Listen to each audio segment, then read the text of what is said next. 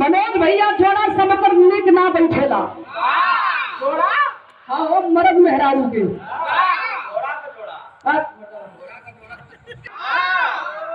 तब मर्द होकर करिया मिल जाए मैं कर्म कमाई के कवन दोस्त अगर मेहरारू सुंदर बिया तो मर्द करिया मिल गिल अब मर्द खूब निक बा हिंसम बा सुंदर बा तो मेहरारू खराब मिल गई अब करिया कहले के मतलब आप लोगों उधर मत ध्यान लगी है और आप यो मत जानिए कि हम आपके कहत ना ऐसा कुछ भी ना फिर आज अगर कोई हतना सुगर कोविल गवैया है ये ना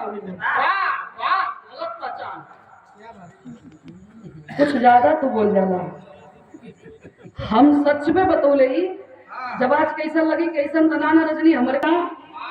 और दिल से मानीला विराह में जितना कोई गवैया के नाम मानीला उतना ही ने मानीला ये सारे हर सही क्या कहना मास्टर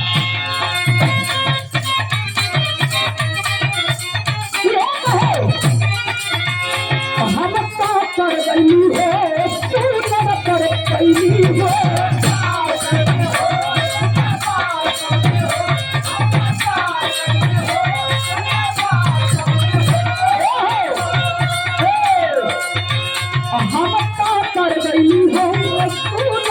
पहली है अपने गजब के प्यार में मर गई हो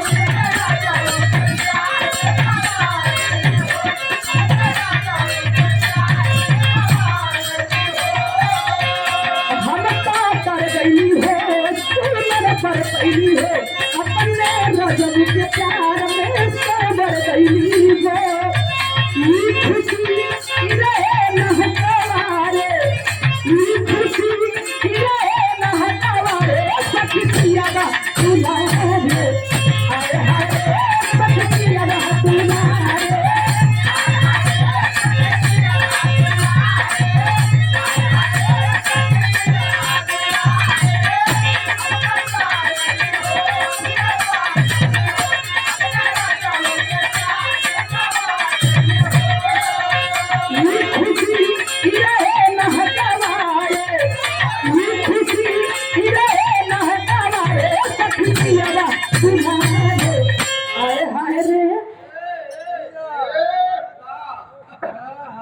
कौन ब्रेक लगा देला भैया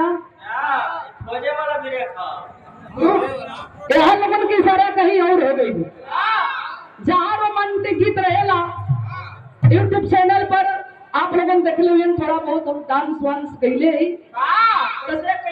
चैनल में मजबूरी रहेला काहे जरूरी है मजा कैसे आई सब मजा लेके घूमत हूँ ढेर नहीं तनी मनी हम दिखा देती ना भाई आप लोगों भी तैयार की यूट्यूब पर अलग देखल जाला आ यहाँ कुछ अलग बा कहे का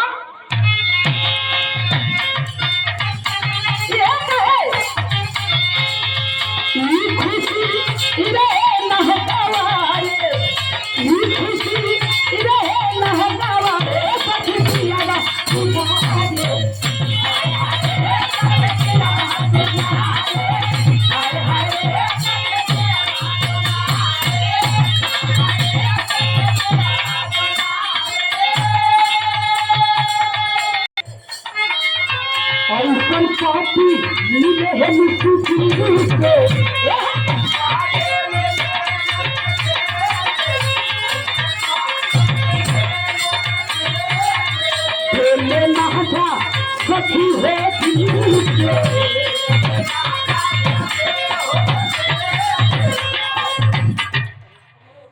ऐसा